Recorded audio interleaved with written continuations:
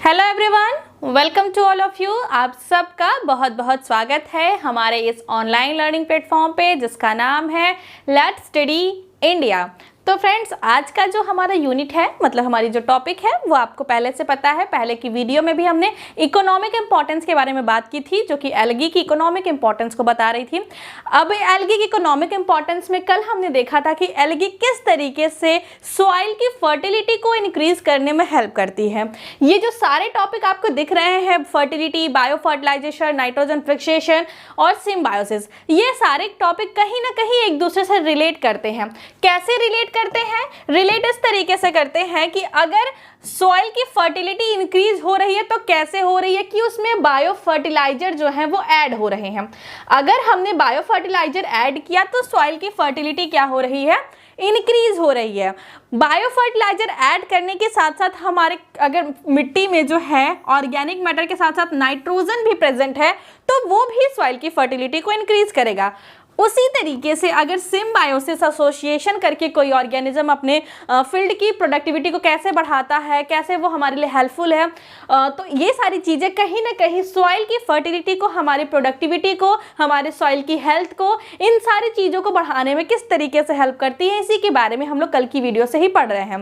बुझो और पहेली ने इकोनॉमिक इंपॉर्टेंस के ऊपर बात करना स्टार्ट किया था, तो फिर कल की वीडियो में हमने बुझो और पहेली को बता दिया था कि सॉइल फर्टिलिटी क्या होता है। आज हम उनको बताने वाले हैं कि फर्टिलाइजर क्या होता है, नाइट्रोजन फिक्सेशन किस तरीके से होता है इन एल्गा। हम पूरा नाइट्रोजन फिक्सेशन नहीं पढ़ेंगे, हम सिर्फ वो पोर्शन पढ़ेंगे जो कि एल्गा द्वारा कंप्लीट होता है। एल्गी किस तरीके से ये प्रोसेस कंप्लीट करती है, उसका जनरल सा ओवरव्यू, और जो है कि सिम्बायोसिस, ये किस किस ऑर्गेनिज्म के साथ सिम्बायोसिस एसोसिएशन को शो करती है, इसके बारे में भी बात करेंगे। तो चलिए स्टार्ट करते हैं सबसे पहले बायो फर्टिलाइजर के साथ। तो कल की वीडियो में हमने बात किया था कि किस तरीके से जो अगर हम एल्गी का यूज करते हैं, एल्गी में क्या होता है, जो एल्गी में जो है नाइट्रोजन कम था, जो कि हमारे पास जो हमारे पास फियोफाइसी के मेंबर थे उनके पास क्या था, उनके पास नाइट्रोजन कम था, बाकी सारी चीजें उसके पास थी। और हमारी जो ब्लू ग्रीन एल्गी थी उसके पास क्या था, उसके पास नाइट्रोजन फिक्स करने की कैपेसिटी थी। तो हमने दोनों टाइप के एल्गी को मिक्स करके अपने जो फील्ड है जहाँ हमको फर्टिलिटी इंक्रीज करानी है वहां पे मिक्स कर सकते हैं, तो हमको एक प्रॉपर मैन्योर मिल जाएगा, सॉइल की फर्टिलिटी इंक्रीज हो जाएगी। आज हम लोग सबसे पहले देखेंगे कि बायो फर्टिलाइजर यूज करने के क्या क्या बेनिफिट्स होते हैं, कैसे ये केमिकल फर्टिलाइजर से अच्छे होते हैं। सॉइल की फर्टिलिटी के बारे में तो हमने कल बात कर ली थी कि अगर उसमें ऑर्गेनिक मैटर हम ऐड करते हैं तो उसकी वाटर होल्डिंग कैपेसिटी बढ़ जाएगी, उनकी काम करने की क्षमता बढ़ जाएगी। अगर सॉइल हेल्दी है तो आपके हेल्दी प्लांट का फॉर्मेशन होगा, और जो केमिकल सॉइल जो आप केमिकल फर्टिलाइजर का यूज करते हैं वो कहीं ना कहीं बॉडी के लिए उसके साइड इफेक्ट्स आते हैं, क्योंकि वो केमिकली कंपाउंड बस क्या करता है, देखिए अंतर क्या होता है बायो फर्टिलाइजर में और केमिकल फर्टिलाइजर में, कि जो बायो फर्टिलाइजर होते हैं, जो बायो फर्टिलाइजर होते हैं ये क्या करते हैं कि ना सिर्फ प्लांट की ग्रोथ को प्रमोट करते हैं बल्कि ये सॉइल की ग्रोथ को प्रमोट करते हैं। क्या करते हैं? सॉइल की ग्रोथ को प्रमोट करते हैं। कैसे? अगर सॉइल अच्छी है तो आपका जो प्लांट बनेगा वो अच्छा बनेगा, इसके चांसेस बहुत ज़्यादा हैं, उसमें डिजीज कम होगा। अगर आपकी प्रॉपर बॉडी की इम्यूनिटी एकदम अच्छे से आप अच्छे से डाइट ले रहे हैं तो रोग होने की क्षमता तो कम हो जाएगी, रोग होने की जो प्रोबेबिलिटी है वो कम हो जाएगी। तो बायो फर्टिलाइजर क्या होता है, ये सॉइल की फर्टिलिटी को मेंटेन करता है, और अगर सॉइल फर्टाइल है तो हमारे जो प्लांट होंगे वो अच्छे होंगे। और केमिकल फर्टिलाइजर क्या करता है? केमिकल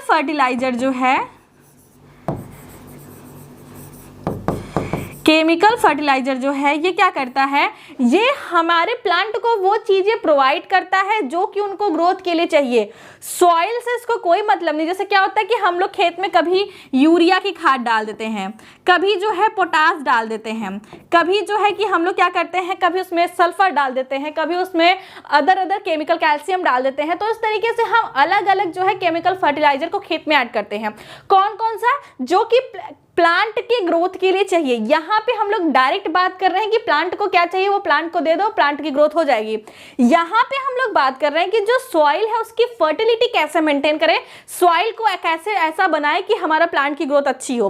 आप इस तरीके से समझ सकते हैं कि आप अपने चारों तरफ का इन्वायरमेंट कैसे इस तरीके से बनाए कि कंपटीशन वगैरह बढ़े और आप अपने आप में अच्छा रिप्रेजेंट कर पाए, अपने आप को अच्छा बना पाए। तो वो काम करता है बायो फर्टिलाइजर। और ये केमिकल फर्टिलाइजर क्या काम करता है, आप इस तरीके से एग्जांपल ले सकते हैं कि आजकल के स्कूलों में मोस्टली ये हो रहा है कि बच्चों के परसेंटेज काफी अच्छे आ रहे हैं, भले उनके पास नॉलेज नहीं हो, तो टीचर क्या कर रहे हैं कि बच्चों को नंबर चाहिए, पेरेंट्स को क्या चाहिए, बच्चों का परसेंटेज चाहिए, तो क्वेश्चन ही बच्चों को बता देते हैं कि एग्जाम में ये क्वेश्चन आएंगे, या फिर कॉपी इस तरीके से चेक करते हैं कि परसेंटेज थोड़े हाई आते हैं। तो ये केमिकल फर्टिलाइजर की तरह काम हुआ कि पेरेंट्स को क्या चाहिए, नंबर चाहिए, एजुकेशन से उनको मतलब नहीं है, बच्चों को क्या चाहिए कि अच्छे फर्स्ट पोजीशन, क्लास में सेकंड पोजीशन आए और 80 से प्लस परसेंटेज उनके आए, भले उनको इन्फॉर्मेशन ना हो। तो कॉलेजेस क्या करें, यही प्रोवाइड कर दे रहे हैं, जिसे हम लोग केमिकल फर्टिलाइजर से तुलना कर सकते हैं। और बायो फर्टिलाइजर में क्या हो रहा है कि आपको उस तरीके से प्रिपेयर किया जा रहा है, आपको इतनी इन्फॉर्मेशन दी जा रही है कि आप कोई भी क्वेश्चन को इस तरीके से अटेम्प्ट करो कि आपको अच्छा रिजल्ट मिले। तो ये है डिफरेंस बिटवीन केमिकल फर्टिलाइजर और बायो फर्टिलाइजर। तो bio fertiliser is the best, आपको इस एग्जाम में सर ने बता दिया, लेकिन आप यहां से निकल के जब कहीं और जाओगे, कहीं और कोई कंपटीशन दोगे जहां पे आपको ये सारी चीजें नहीं मिलेंगी, तो आप ग्रो नहीं कर पाओगे। आपकी जो 99% वाले बच्चे जो वहीं के वहीं रह जाएंगे। तो हमारे लिए बेस्ट क्या है, बायो फर्टिलाइजर। तो वही हम लोग देखेंगे कि क्या क्या एडवांटेज होती है बायो फर्टिलाइजर का as compared to the chemical fertiliser. तो देखते हैं, सबसे पहले जो है एडवांटेज देखते हैं, दिया है without using chemical fertiliser increase 10 to 40% of the productivity. देखिए, बायो फर्टिलाइजर यूज करने के बाद केमिकल फर्टिलाइजर के कंपेयर में आपकी प्रोडक्टिविटी थोड़ी कम हो सकती है, थोड़ी कम हो सकती है, सही बात है, थोड़ी सी कम हो सकती है, लेकिन जो भी फूड बनेगा, जो भी ग्रेन्स बनेंगे, उनके अंदर की जो प्रोडक्टिविटी होगी, उनके अंदर जो एनर्जी लेवल होगा वो काफ़ी अच्छा होगा। उसकी वजह से आपकी हेल्थ को जो बेनिफिट्स होंगे वो बहुत ज़्यादा होंगे। तो 10 से 14% तक क्या है, बायो फर्टिलाइजर का यूज़ करके आप अपने फील्ड की प्रोडक्टिविटी को बढ़ा सकते हैं। इसमें आपको एग्जैक्ट, जैसे कि आपने मान लीजिए 1 हेक्टेयर में आपने क्या किया, 1 हेक्टेयर में आपको ग्रो हो रही थी आपकी, मान लीजिए कोई क्रॉप थी जो कि 1 हेक्टेयर में कितनी ग्रो हो रही थी, मान लो कि 100 kg हो रही थी केमिकल फर्टिलाइजर से। तो हो सकता है कि एक हेक्टेयर खेत में आपका ऑर्गेनिक फर्टिलाइजर से 90 kg ही हो, लेकिन उसकी जो प्रोडक्टिविटी होगी, उसकी जो क्वालिटी होगी वो बहुत अच्छी होगी। और केमिकल जो इसके एडवांटेज क्या है, ये ईजी टू प्रोड्यूस है, आप बायो फर्टिलाइजर को बहुत आसानी से बना सकते हो। ये क्या होते हैं, ये सस्टेनेबल होते हैं, आपको चीप होते हैं, सस्ते पड़ते हैं, आप इसको बार बार रिकल्टिवेट करवा सकते हो। मतलब आपने क्या किया, एक पॉन्ड बनाया, उसमें एल्गी ग्रो किया अपने आप ने, फिर एल्गी निकाला, उसको अपने फील्ड में यूज़ किया, फिर से उसमें एल्गी ग्रो हो गई, फिर से उसको निकाल के अपने खेत में यूज़ किया। तो इस तरीके से वो चीप होते हैं और आप इसको बार बार कल्टिवेट करा सकते हो। इसके साइड इफेक्ट्स कम होते हैं। क्या होता है कि आज के टाइम में सॉइल की फर्टिलिटी वो सबसे बड़ी प्रॉब्लम हो चुकी है। सॉइल की फर्टिलिटी का कम होना हमारे एग्रीकल्चरल जो फील्ड है उनकी सबसे बड़ी प्रॉब्लम हो सकी। कैसे, हमारे खेत में क्या होता है, एक अर्थवॉर्म होता है, अर्थवॉर्म जिसे किसान का हम लोग क्या कहते हैं, किसान का मित्र कहते हैं। अर्थवर्म को क्या कहते हैं, किसान का मित्र कहते हैं। क्यों, क्योंकि ये क्या करता है, सॉइल के अंदर जो है पोर बना देता है, जिसकी वजह से क्या होता है कि सॉइल में जो वाटर ड्रेनेज है, जो उसकी सॉइल की मिक्सिंग है, मतलब कि अगर यहाँ से होल बना के इधर निकला तो इधर की मिट्टी इधर हो जाएगी, इधर की मिट्टी इधर जाएगी, तो कहीं ना कहीं वो जो जुताई हम लोग करते हैं वो वाली प्रोसेस नेचुरली होती है। लेकिन यूरिया वगैरह के यूज़ के बाद, कीटनाशक के यूज़ के बाद ये अर्थवर्म का नंबर आपके खेत में बहुत कम हो जाता है। तो आपकी ज़मीन क्या हो जाती है, पथरीली हो जाती है, उनके अंदर वो पोर वाला सिस्टम खत्म हो जाता है। दूसरी बात कि बहुत सारे ऐसे माइक्रो ऑर्गेनिज्म है जो केमिकल फर्टिलाइजर के यूज़ होने के बाद मर जाते हैं, खत्म हो जाते हैं फील्ड से, और वो माइक्रो ऑर्गेनिज्म आपके प्लांट की ग्रोथ के लिए बहुत इंपॉर्टेंट है। राइजोस्फीयर में वो जो माइक्रोब्स थे उनका बहुत ज़्यादा इंपॉर्टेंस था, तो वो भी खत्म हो रहे हैं आपके केमिकल फर्टिलाइजर की यूज़ की वजह से। धीरे धीरे आपकी खेत जो है वो बंजर बनती जा रही है। बंजर इनफैक्ट की उसकी जो कैपेसिटी है किसी भी चीज को ग्रो करने की वो खत्म होती जा रही है। एक तो हमारी पॉपुलेशन बढ़ रही है, हमारे पॉपुलेशन में रहने वाले लोगों के घर बढ़ रहे हैं, हम पॉल्यूशन इतना क्रिएट कर रहे हैं। दूसरी बात कि हम अपनी जो सॉइल की फर्टिलिटी है उसको भी लॉस कर रहे हैं। तो सारी चीजें इस तरीके से होंगी तो आगे की चीजें मैनेज नहीं हो पाएंगी। तो इसीलिए हमको केमिकल फर्टिलाइजर से बायो फर्टिलाइजर में स्विच होना चाहिए। दूसरी बात क्या है, not a special processing involve. जैसे आप घर में यूरिया नहीं बना सकते, बट आप अपने घर पे बायो फर्टिलाइजर बना सकते हैं, आप खाद बना सकते हैं। आपकी प्लांट मतलब कि किसी प्लांट की लीफ से, किसी प्लांट के जो वेस्ट पार्ट है जो आपको यूज में नहीं आते हैं, आप एनिमल के प्रोडक्ट से, सारी चीज़ों से आप मैन्योर बना सकते हैं, बायो फर्टिलाइजर आप बना सकते हैं। बट आप यूरिया जैसी चीज़ें जो केमिकल मार्केट में मिलता है उसको घर पे नहीं बना सकते, मतलब कि इसमें कोई स्पेशल प्रोसेसिंग नहीं चाहिए होती है। आपको अगर बेसिक अंडरस्टैंडिंग है तो आप उसको मेक कर सकते हैं। दूसरी क्या है, ये रिन्यूएबल सोर्स है, आप इसे बार बार रिनोवेट कर सकते हैं, बार बार बना सकते हैं। उसकी बात क्या है, sustain soil health, increase water holding capacity. सबसे इंपॉर्टेंट टॉपिक है कि बायो फर्टिलाइजर के यूज होने के बाद जो सॉइल की फर्टिलिटी है, जो सॉइल का हेल्थ है, उसको आप सस्टेन कर सकते हो, मतलब उसको बढ़ा सकते हो, उसको उसी पोजीशन में रोक सकते हो। देखिए हमारे जो जमीन होती है उसमें क्या होता है कि जो भी ऑर्गेनिक चीजें प्रेजेंट रहती हैं, जो भी इनऑर्गेनिक चीजें प्रेजेंट रहती है, उसको प्लांट रूट से एब्जॉर्ब करता है और अपने ग्रोथ को करता है। अब हमने क्या किया कि उस मतलब कि जो भी प्लांट वहां पे ग्रो रहा था उसको काट लिया, उसको अपना प्रोडक्ट निकाल लिया। अब उसके बाद खेत में से तो उतना ऑर्गेनिक मैटर कम हो गया ना, उतना ऑर्गेनिक मैटर कम हुआ, तो अगर हम फिर से उसमें ऑर्गेनिक मैटर नहीं डालेंगे तो धीरे धीरे जब निकालते जाओगे कहीं से भी कोई चीज, कितना भी बड़ा खजाना हो उसमें से अगर थोड़ा थोड़ा थोड़ा थोड़ा थोड़ा थोड़ा हम कंटिन्यूअस निकालते जाएंगे तो कभी ना कभी तो वो खाली होगा ही। उसी तरीके से सॉइल की फर्टिलिटी बहुत ज़्यादा थी, लेकिन धीरे धीरे धीरे धीरे उसमें से ऑर्गेनिक मैटर हम लोग निकालते जा रहे हैं और हमारी सॉइल की क्या हो रही है, डिजर्टिफिकेशन हो जा रही है, वो मरुस्थल में कन्वर्ट होता जा रहा है, उसकी फर्टिलिटी कम होती जा रही है। तो ये सारी चीज़ें अगर आप बायो फर्टिलाइजर यूज करते हो तो ये सस्टेन करती है सॉइल हेल्थ को। आगे है इको फ्रेंडली प्रोडक्ट है और नॉट पॉल्यूटेंट है। क्या है, इको फ्रेंडली है और नॉट पॉल्यूटेंट है। इको फ्रेंडली का मतलब इकोलॉजिकल के, इकोलॉजी के लिए इसका कोई साइड इफेक्ट नहीं है, ये इकोलॉजी के लिए बहुत अच्छी चीज़ है। इकोलॉजिकल फ्रेंडली है, उसके लिए मतलब आप कह सकते हैं कि इकोलॉजी के लिए ये अच्छी चीज़ है। और नॉट पॉल्यूटेंट, ये पॉल्यूटेंट नहीं है, ये कोई मतलब कि क्या है कि यूरिया वगैरह क्या है खेत में सस्टेन करते हैं, वहाँ पे रुके रहते हैं, तो ये सारी चीज़ें नहीं होंगी और सॉइल की फर्टिलिटी वो बनी रहेगी। तो ये कुछ एडवांटेज है। डिसएडवांटेज भी हर चीज़ के होते हैं, थोड़े बहुत यहाँ पे भी है, लेकिन ये डिसएडवांटेज एडवांटेज के कंपेयर में बहुत कम है। सबसे पहला क्या है, special care in long term storage. अगर आपको आपके बायो फर्टिलाइजर को बहुत टाइम तक स्टोर करके रखना है, जैसे आप यूरिया वगैरह को अच्छे से तह लगा के स्टोर कर लेंगे तो वो आप बहुत टाइम तक स्टोर करके रख सकते हैं। लेकिन जो हमारा बायो फर्टिलाइजर है उसको बहुत टाइम तक अगर आपको स्टोर करना है तो आपको कुछ स्पेशल चीज़ें, मतलब स्पेशल तरीके से उसको जो है स्टोर करना पड़ेगा, वरना वो खराब हो सकते हैं, कंटामिनेटेड हो सकते हैं। चांस ऑफ कंटामिनेशंस, अगर आप जो है कि खेत में अपने बायो फर्टिलाइजर यूज़ करते हो तो उसमें चांसेस है कंटामिनेशन होने की।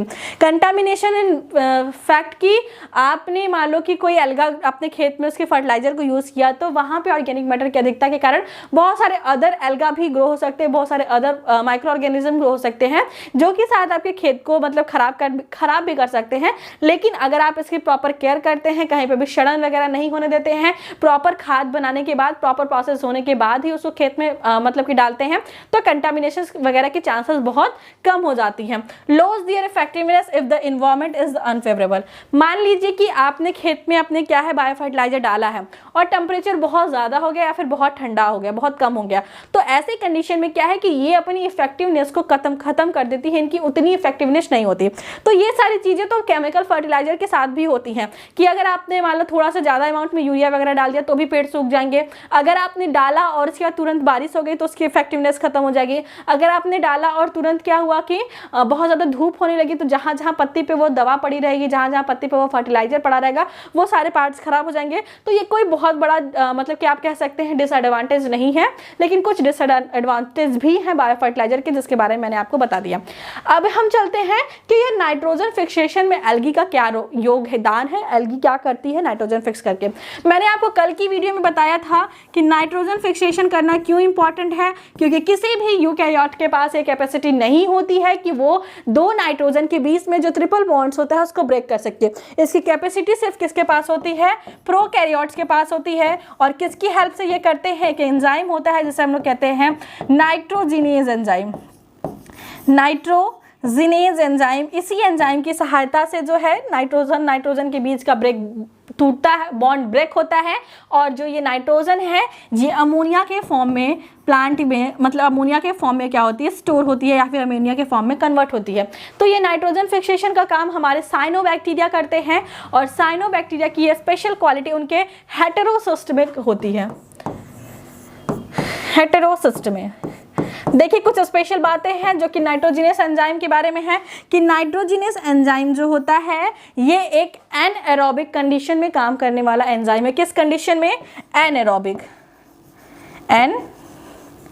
एरोबिक ये जो काम करता है ये एनएरोबिक कंडीशन में करता है। एनएरोबिक कंडीशन में करता है इसका मतलब क्या कि अगर नाइट्रोजिनस एंजाइम कभी भी ऑक्सीजन के कांटेक्ट में आता है तो वो इनएक्टिवेट हो जाता है। अगर ये ऑक्सीजन के कांटेक्ट में आता है तो ये क्या होता है? इनएक्टिवेट हो जाता है। ये फिर से एक्टिवेट कंडीशन में नहीं आता, मतलब आप कह सकते हैं कि ये इरिवर्सिबली इनएक्टिवेट हो जाता है, ये फिर से एक्टिवेट नहीं हो पाता। तो ये नाइट्रोजिनस एंजाइम की कैपेसिटी है। तो अब बात आती है कि जो हमारे साइनोबैक्टीरिया है वो तो एरोबिक है, फोटोसिंथेसिस भी करते हैं, और फोटोसिंथेसिस करते हैं तो इसका मतलब कि वो ऑक्सीजन के कांटेक्ट में भी रहते हैं। तो ये नाइट्रोजिनस एंजाइम उनकी बॉडी में कैसे परफॉर्म करता है, तो इसके लिए आप लोग देख सकते हैं कि जो नाइट्रोजन, जैसे कि मान लीजिए नॉनस्टॉक की या एनाबिना की जो थैलस होती है उसमें क्या होता है कि नॉर्मल, मान लीजिए कि ये क्या है, नॉर्मल वेजिटेटिव सेल्स हैं, नॉर्मल ये वेजिटेटिव सेल्स हैं, ये भी वेजिटेटिव सेल्स हैं, और ये सेल है इसको हम लोग कहते हैं हेटेरोसिस्ट। क्या कहते हैं? हेटेरोसिस्ट। और इस सिस्ट के चारों तरफ क्या होती है? इस तरीके से कवरिंग होती है। इस सिस्ट के चारों तरफ एक थिक वॉल होती है, चारों तरफ एक क्या होती है? थिक वॉल होती है। और ये जो थिक वॉल होती है, ये थिक वॉल क्या करती है? ये ऑक्सीजन को यहाँ से क्रॉस होने नहीं देती और यहाँ पे बनाती है कैसा इन्वायरमेंट? एरोबिक इन्वायरमेंट का फॉर्मेशन करती है। कौन से इन्वायरमेंट का? एनारोबिक इन्वायरमेंट का यहाँ पे फॉर्मेशन करती है। और इसी के अंदर जो है वो नाइट्रोजिनस एंजाइम जो है, इसके अंदर क्या है? नाइट्रोजिनस एंजाइम जो है वो अपना फंक्शन परफॉर्म करता है। ये नाइट्रोजन के बॉन्ड को ब्रेक करके इसको अमोनिया में जो है कन्वर्ट करता है। इसमें एनर्जी लगती है, एटीपी का यूज़ होता है। तो ये सारी चीज़ें आगे देखेंगे। बेसिक प्रिंसिपल्स यही है कि ये नाइट्रोजन फिक्सेशन कैसे करते हैं कि इनकी जो थैलस होती है, इनका जो फिलामेंट होता है उसमें कुछ सेल जो है डिफ्रेंशिएट हो जाती है, जैसे हम लोग हेटेरोसिस्ट सेल्स कहते हैं।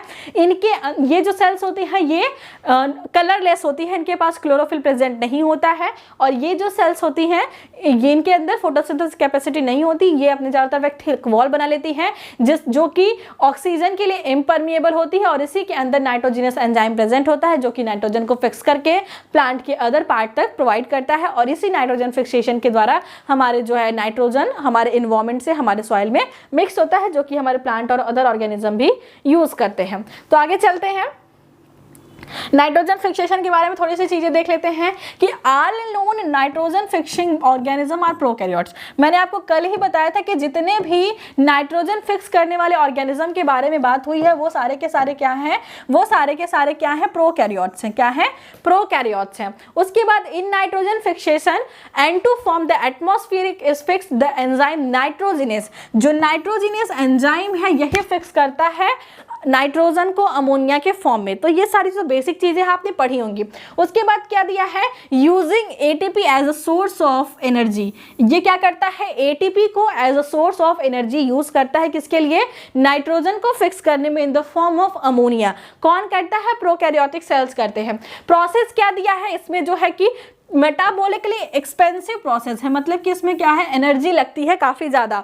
और ये एनर्जी कितनी होती है कि एक नाइट्रोजन को फिक्स करने में, एक नाइट्रोजन का मतलब कि दो एन मॉलिक्यूल, दो नाइट्रोजन की मॉलिक्यूल, मतलब एक जो ये N2 है इसका मतलब तो यही हुआ ना कि N+N। तो मतलब कि आप कह सकते हैं कि एक N को फिक्स करने में क्या होता है कि 8 ATP लगते हैं, 8 ATP लगते हैं। और इसी तरीके से N2 को फिक्स करने में 18 ATP का मतलब कि यूज होता है।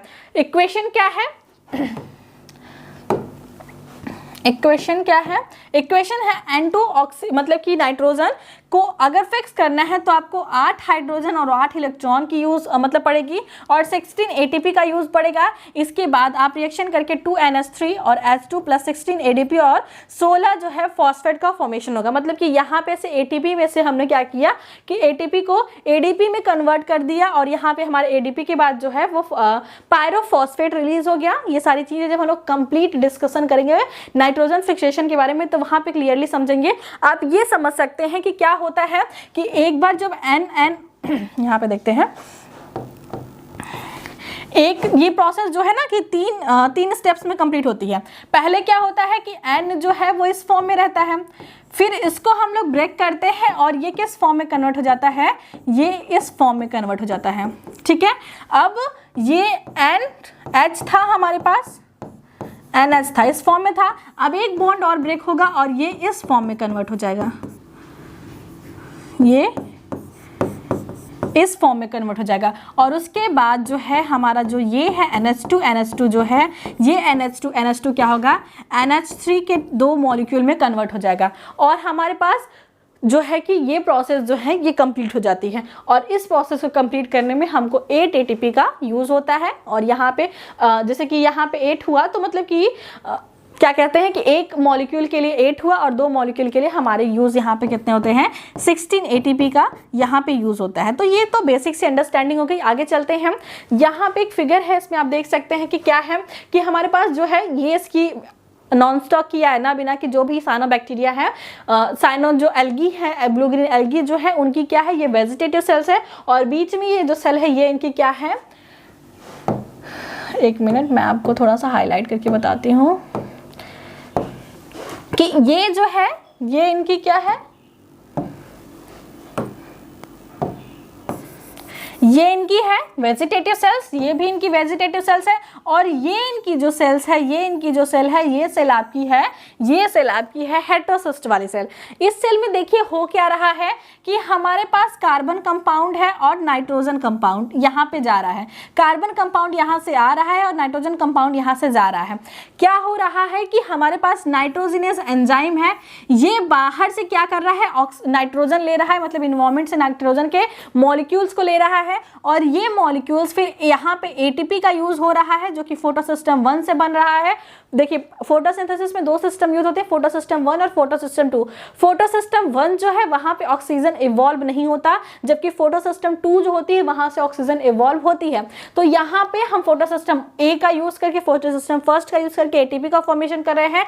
ये ATP यहाँ पे यूज हो रही है और यहाँ पे बन क्या रहा है, NH4 पॉजिटिव। और ये जो NADH का यूज दिखा रहा है ना, ये NADH क्या है, H पॉजिटिव प्रोवाइड करेगा। तो यहाँ पे हमारा NH4 बन रहा है जो कि फिर अमाइनो एसिड में कन्वर्ट होकर हमारे वेजिटेटिव सेल्स में जा रहा है, जो कि नाइट्रोजन कंपाउंड की तरह बिहेव करेगा। जहाँ पे भी प्रोटीन बनाना होगा, जहाँ पे भी अमाइनो एसिड बनाना होगा, तो ये नाइट्रोजन कंपाउंड वहाँ पे यूज होंगे। तो ये बेसिक सी जो एक साइकिल है जो कि नाइट्रोजन फिक्सेशन के बारे में दी गई है। आगे देखते हैं, ये सिंह पांडे जैन जो बुक होती है वहाँ से एक फिगर मैंने क्लिक किया था, इसमें भी वही सारी चीजें दी हैं। ये वेजिटेटिव सेल्स है और ये बीच में जो आपकी सेल्स है ये क्या है, ये हेटेरोसिस्ट सेल्स है।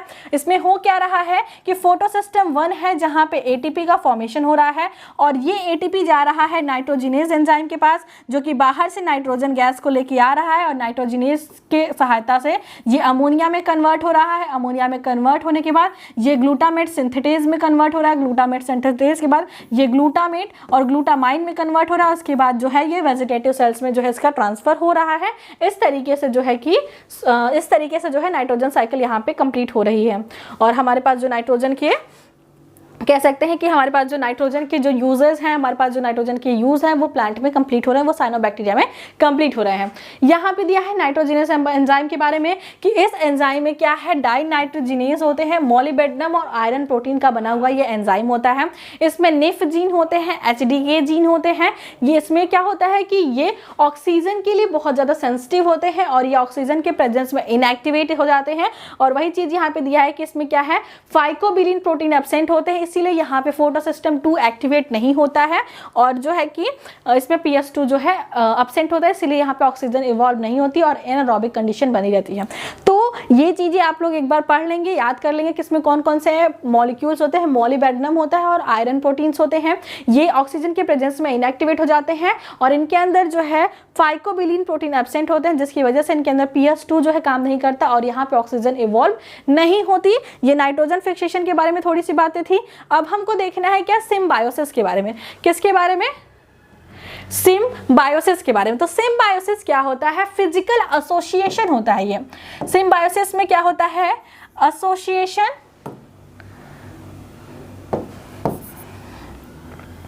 इसमें क्या होता है, अच्छा थिकनेस बहुत ज्यादा हो गई है ना, इसमें क्या होता है, एसोसिएशन होता है।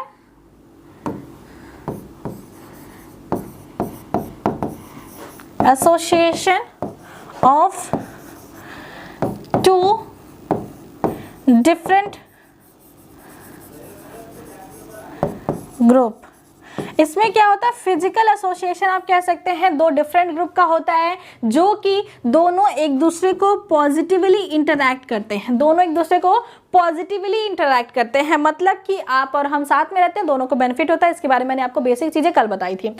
हम लोग आज बस रीड करेंगे कि इसमें क्या क्या चीजें दी गई हैं और कौन कौन से एसोसिएशन को दिखाया गया है एल्गी का। एल्गी बहुत सारे मेंबर के साथ एसोसिएशन दिखाती है, कभी एल्गी जो है वो फर्न के साथ एसोसिएशन दिखाती है, तो कभी फंगी के साथ दिखाती है, कभी कभी इसका एसोसिएशन कुछ बैक्टीरिया के साथ भी देखने को मिला है। तो सिम्बायोसिस क्या है? Symbiosis can be defined as two or more organism, दो या दो से organism of different species that live in close physical contact. Mutualism is a type of the symbiotic association which all organisms involved benefit in the same way।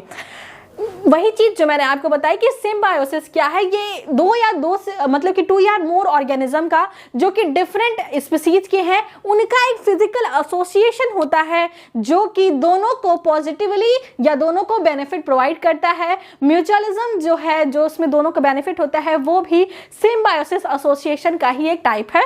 Mutualism भी जो है symbiosis association का एक type है जिसमें दोनों को benefit होता है। आगे चीजें क्या दी है, algae present in mutualism relation often provide essential fixed carbon and oxygen and one or more heterotrophs। देखिए एल्गी जब कहीं भी एसोसिएशन दिखाती है तो एल्गी का मेन काम क्या है, फोटोसिंथेसिस करना, ऑक्सीजन प्रोड्यूस करना। तो ये कहीं भी एसोसिएशन करेगी तो अपना वही फीचर दिखाएगी।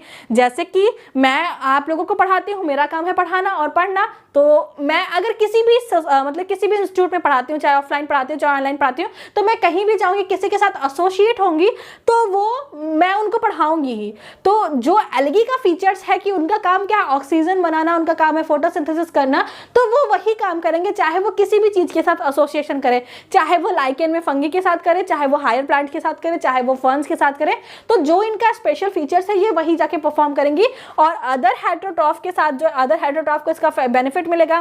साइनोबैक्टीरिया एक ऐसी एल्गी है जो कि नाइट्रोजन फिक्स करती है, ये जहां पे भी एसोसिएशन शो करेगी वहां पे नाइट्रोजन को फिक्स करेगी, फोटोसिंथेसिस तो साथ में करेगी ही। आगे चलते हैं कि जो बैक्टीरियल और एल्गल एसोसिएशन के बारे में पढ़ते हैं। क्या सा एसोसिएशन, बैक्टीरियल और एल्गल एसोसिएशन, बैक्टीरिया और एल्गी का एसोसिएशन। ये एसोसिएशन क्यों करेंगे, दिया है algae serve as a source of fixed carbon and nitrogen for the adherent bacteria.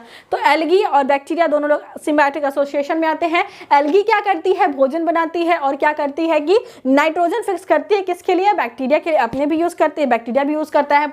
Bacteria मे turn provide growth factor, bacteria क्या करती है, एल्गी को ग्रोथ फैक्टर प्रोवाइड करती है।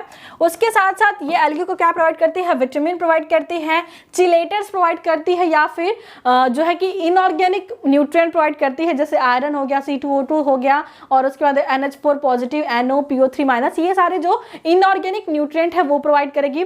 हेटेरोट्रॉफिक नाइट्रोजन फिक्सेशन बैक्टीरिया में excrete needed fit nitrogen to eukaryotic alga growing in the unlimited, मतलब जहां पे नाइट्रोजन लिमिटेड होता है ऐसे इन्वायरमेंट में नाइट्रोजन फिक्सिंग जो बैक्टीरिया होते हैं वो जो है कि यूकैरियोटिक जो एल्गा होते हैं उनको क्या करते हैं, नाइट्रोजन प्रोवाइड करते हैं। देखिए साइनोबैक्टीरिया के साथ अगर एसोसिएशन होगा तो वो तो अपना नाइट्रोजन फिक्सेशन कर लेगी, लेकिन हमारे पास और जो एल्गी हैं, जैसे जो हमारे पास रोडोफाइसी है, क्लोरोफाइसी है, इनके पास कैपेसिटी नहीं होती कि ये नाइट्रोजन फिक्स कर सके। लेकिन कुछ बैक्टीरिया होते हैं वो भी नाइट्रोजन फिक्स करते हैं, कुछ बैक्टीरिया होते हैं जो नाइट्रोजन फिक्स करते हैं। तो इन बैक्टीरिया के साथ जो है अगर एल्गी का एसोसिएशन होता है, एल्गी कौन सी थी, एल्गी है हमारी यूकैरियोटिक एल्गी। साइनोबैक्टीरिया को छोड़ के अदर कोई एल्गी अगर है तो अगर ये ऐसे जगह पे ग्रो कर रही है जहां पे क्या है, नाइट्रोजन की क्या है, डेफिशिएंसी है, तो ऐसे इन्वायरमेंट में अगर ग्रो हो रही है तो ये बैक्टीरिया क्या करेगा, इसको नाइट्रोजन प्रोवाइड कराएगा। बैक्टीरिया भी क्या कर सकता है, नाइट्रोजन फिक्सेशन कर सकता है, तो ये नाइट्रोजन प्रोवाइड करेगा। और बैक्टीरिया को भोजन कौन प्रोवाइड करेगा, एल्गी प्रोवाइड करेगा। और क्या है, एरोबिक हेटेरोट्रॉपिक बैक्टीरिया, जो ऑक्सीजन के प्रेजेंस में हेटेरोट्रॉपिक बैक्टीरिया होते हैं, वो हेल्प करते हैं क्या, lower O2 concentration, facilitate the O2 sensitive reaction such as nitrogen fixation. जो एरोबिक होते हैं बैक्टीरिया, जो ऑक्सीजन के प्रेजेंस में रेस्पिरेशन करते हैं, और हेटेरोट्रॉपिक होते हैं वो एल्गी, अगर मान लो साइनोबैक्टीरिया है तो उसकी हेल्प करते हैं उसके चारों तरफ का जो इन्वायरमेंट है उसमें ऑक्सीजन को कम करने में। मान लो साइनोबैक्टीरिया है, उसके पास हेटेरोसिस्ट तो है, लेकिन अगर उसके चारों तरफ इन्वायरमेंट में ऑक्सीजन कम रहेगा तो उसके लिए बढ़िया रहेगा, बढ़िया से नाइट्रोजन फिक्सेशन करेगी, तो उसमें भी हेल्प करता है। अब जो है हमको अलग क्या नेक्स्ट क्या पढ़ना है, लाइकेन्स के बारे में। Lichens algae and fungi association, तो इसके बारे में बहुत बताने की जरूरत नहीं है, मैंने आपको एक कंप्लीट लेक्चर दिया था लाइकेन के एसोसिएशन के ऊपर, आपके यूनिट में कंप्लीट टॉपिक है लाइकेनोलॉजी पे। तो लाइकेन्स क्या होते हैं, एल्गी और फंगी का एसोसिएशन होता है। एल्गी फोटोसिंथेसिस करता है और जो आपका फंगी है वो न्यूट्रिशन को एब्जॉर्ब करता है, दोनों साथ में रहते हैं, दोनों का बेनिफिट होता है, दोनों सर्वाइव करते हैं। लेकिन कोई कोई साइंटिस्ट का मानना है कि एल्गी और फंगी जो है वो क्या है, एल्गी और फंगी जो हैं वो हस्बैंड वाइफ रिलेशनशिप आप कह सकते हैं, या फिर कह सकते हैं कि ये हेलोटिज्म शो करता है। अगर आपको इसको कंप्लीट पढ़ना है तो लाइकेन्स वाली वीडियो हमारे चैनल पे प्रोवाइडेड है, आप वहां पे जाके वीडियोस देख सकते हैं। यहाँ पे हम बस शॉर्ट में डिस्कस करेंगे कि क्या होते हैं lichens. Lichens is the association of the alga and the fungi in which alga provide the photosynthetic material to the fungi and fungi absorb the nutrient from the soil and provided to the algae. तो ये दोनों एक तरीके से association करते हैं। Lichens का main importance अगर इकोलॉजी में देखा जाए तो सॉइल फॉर्मर की तरह है, ये सक्सेशन को स्टार्ट करते हैं, ये इनका मेन इंपॉर्टेंस काम है। पढ़ लेते हैं किसमें क्या दिया है। Lichen are the association between fungi जिसे माइकोबायोन्ट कहते हैं और एल्गी या फिर साइनोबैक्टीरिया जिसे हम लोग क्या कहते हैं, फाइकोबायोन्ट कहते हैं। 85% तक जो एल्गी है वो यूनिसेलुलर फिलामेंटस ग्रीन एल्गा होते हैं और 10% जो है वो साइनोबैक्टीरिया होते हैं। उसके बाद जो है कि 4% जो है कि ग्रीन एंड साइनोबैक्टीरिया दोनों, मतलब कि मोस्टली जो है वो आपके ग्रीन एल्गा होते हैं इसमें, और जो है कभी कभी ब्लू ग्रीन एल्गा भी होते हैं। यूनिसेलुलर ग्रीन एल्गा जो है कुछ एग्जांपल दिए गए हैं, ये सारी चीज़ें तो आपको अगर स्क्रीनशॉट लेना है तो आप लोग ले लीजिए। आप लाइकेन्स का अगर कभी भी नाम देखेंगे तो वो फंगी के नाम पे ही दिया रहता है, कभी भी उनका नाम जो है एल्गी के नाम पे नहीं दिया जाता। तो ये हो गई इनके जो है कि एल्गल फंगल एसोसिएशन की बात। वही चीज़ यहाँ पे दी है कि ये किस में कंट्रीब्यूट करते हैं, सॉइल के फॉर्मेशन में और उसकी फर्टिलिटी को बनाए रखने में। इसमें जो है फाइकोबायोन्ट क्या करती है, ये कार्बन डाइऑक्साइड को फिक्स करती है, और जो है कि फंगी क्या करता है, ये एब्जॉर्ब करता है न्यूट्रिएंट को। और ये अगर इनके अंदर रिप्रोडक्शन सेक्सुअली होता है तो उसमें सिर्फ फंगल पार्टिसिपेट करता है और एल्गी वहां पे पार्टिसिपेशन नहीं करता है। और सबसे इंपॉर्टेंट बात की, फंगी और एल्गी का जब भी एसोसिएशन होता है तो जो फंगी होती है, क्लासिफिकेशन हमेशा जिस टाइप का फंगी होता है, मतलब कि अगर एस्कोमाइसिटीज का मेंबर एसोसिएशन में है तो उसको कहते हैं ये एस्कोलाइकेन है, अगर बेसिडियो का है तो उसको कहते हैं ये बेसिडियोलाइकेन है, अगर ड्यूट्रो का है तो कहते हैं ड्यूट्रोलाइकेन है। कभी भी एल्गी के ऊपर बात नहीं की जाती, बात की जाती है फंगी के ऊपर कि किस टाइप का फंगी है जो कि एल्गी के साथ एसोसिएशन शो करता है। एक बात और है कि जो एल्गी और फंगी का एसोसिएशन होता है, इसमें जब दोनों को एग्जामिनेशन किया गया, इन दोनों का स्टडी किया गया और एल्गी और फंगी को दोनों को अलग कर दिया, मतलब लाइकेन है दोनों साथ साथ में है और एक्सपेरिमेंट करने के लिए दोनों को अलग कर दिया गया, तो एल्गी सर्वाइव कर लेती है लेकिन फंगी सर्वाइव नहीं कर पाता। तो इससे भी पता चलता है कि ये दोनों जो है कि सिम्बायोटिक एसोसिएशन के साथ साथ हेलोटिज्म शो करते हैं, मतलब मास्टर और सेव वाली स्टेप्स को शो करते हैं। उसके बाद एल्गल सिम्बायोसिस, अदर और कुछ जगह पे एल्गल का सिम्बायोसिस देखने को मिलता है जो कि लिवरवर्ट्स हैं, ये आपका ब्रायोफाइट्स हैं। हॉर्नवर्ट्स और मॉसेस ये आपके क्या हैं, ब्रायोफाइट्स हैं, इनके साथ भी इनका एसोसिएशन देखने को मिलता है। कुछ फर्न्स हैं जो कि टेरिडोफाइट्स हैं, कुछ साइकेट्स जो आपके जिम्नोस्पर्म्स हैं और कुछ एंजियोस्पर्म के साथ भी इनका एसोसिएशन देखने को मिलता है। Species are closely association with nitrogen fixing cyanobacteria specially species of non stock. ये जो फर्न्स हैं, जो हॉर्नवर्ट्स हैं, जो लिवरवर्ट्स हैं, ये सारे एसोसिएशन किसके साथ शो करते हैं, साइनोबैक्टीरिया एल्गी के साथ, क्योंकि इनके पास फोटोसिंथेसिस कैपेसिटी तो होती है, चाहे ब्रायो हो, चाहे टेरिडो हो, चाहे एंजियो, चाहे जिम्नो हो, ये सारे जो ऑर्गेनिज्म हैं, जो सारे प्लांट हैं, ये फोटोसिंथेसिस कर सकते हैं लेकिन नाइट्रोजन फिक्सेशन नहीं कर सकते। तो ये किसके साथ एसोसिएशन करेंगे, जो कि नाइट्रोजन को फिक्स कर सके। उसके बाद क्या दिया है, photosynthetic is primarily the top job of the plant partner. जो प्लांट होता है, मतलब जो मॉस है, जो फर्न है, जो साइकेट है, जो एंजियोस्पर्म है, उनका मेन काम क्या होता है, प्लांट को फोटोसिंथेसिस करना, और जो है कि बैक्टीरिया का मेन काम क्या होता है, नाइट्रोजन को फिक्स करना। और ये जो है इस तरीके से इनका एसोसिएशन देखने को मिलता है। दूसरी बात, यहाँ पे एजोला का एसोसिएशन थोड़ा डिटेल में दिया है। एजोला क्या होता है कि खेत में आपने देखा होगा कि धान वगैरह के खेत में ग्रीन ग्रीन एक पत्ती जैसा स्ट्रक्चर होता है, वो लोग डालते हैं बायो फर्टिलाइजर की तरह, तो वो एजोला है जो कि एक फर्न है। इस एजोला की जो लीफ होती है इसमें जो है कि नॉन स्टॉक और एनाबिना की जो कॉलोनी होती है वो वहाँ पे जाके रहती हैं और नाइट्रोजन फिक्सेशन में हेल्प करती हैं। तो इस एजोला का यूज़ किया जाता है पैडी फील्ड में एज अ बायो फर्टिलाइजर, जो कि नाइट्रोजन वहाँ पे फिक्स करती है। तो वही चीज़ दिया है। In aquatic fern azolla is commonly use as the bio fertiliser in the paddy field. जो एजोला है उनका यूज बायो फर्टिलाइजर की तरह किया जाता है पैडी फील्ड में। और एजोला जो है उनके पास जो कैविटी होती है डॉर्सल लोब पर, उसमें क्या होता है एनाबिना जो है, एनाबिना एजोली जो है स्पीसीज है वो जाके वहाँ पे सिम्बायोटिक एसोसिएशन शो करती है एजोला के साथ। और साइनोबैक्टीरिया क्या करती है, नाइट्रोजन फिक्स करती हैं, और एजोला क्या करता है, उनको जो है अपने कैविटी में रहने के लिए स्थान देता है और उनको भोजन भी प्रोवाइड करता है। इससे क्या है, इसका यूज़ करने से जो हमारे खेत की प्रोडक्टिविटी है वो बढ़ जाती है और हमारे खेत में जो नाइट्रोजन का या सॉइल की जो फर्टिलिटी है वो इंक्रीज जाती है। लास्ट में क्या है, अलगल सिम्बायोसिस के साथ साइकस के साथ। साइकस की जो रूट्स होती है वहां पे आपको कोरोलाइट्स रूट्स देखने को मिलेंगे। ये कोरोलाइट्स रूट्स में जो है नॉन स्टॉक की कॉलोनी देखने को मिलती है जो कि नाइट्रोजन फिक्सेशन में हेल्प करती है साइकस में। तो इस तरीके से इकोनॉमिक इंपॉर्टेंस वाली टॉपिक हमने कंप्लीट कर ली। नेक्स्ट में हम लोग कॉमर्शियल यूज देखने वाले हैं एल्गी के, production of the biofuels and agar. Biofuels का प्रोडक्शन कैसे किया जाता है, किस तरीके से अगार का प्रोडक्शन किया जाता है और वो क्यों बेनिफिट है, इसके बारे में शॉर्ट सी एक वीडियो और बनेगी और इसके बाद आपकी ये यूनिट कंप्लीट हो जाएगी। उसके बाद हम लोग अप्लाइड माइक्रोबायोलॉजी स्टार्ट करेंगे और उसके बाद फिर हम लोग आपकी माइकोलॉजी वाले भी यूनिट कंप्लीट कर देंगे और आपका ओवरऑल कंप्लीट जो सिलेबस है वो कंप्लीट हो जाएगा। तो thanks for watching this video. अगर कॉन्सेप्ट समझ में आया होगा तो वीडियो को बस शेयर करना है आप लोगों को और अपनी पढ़ाई अच्छे से करते रहना। All the very best.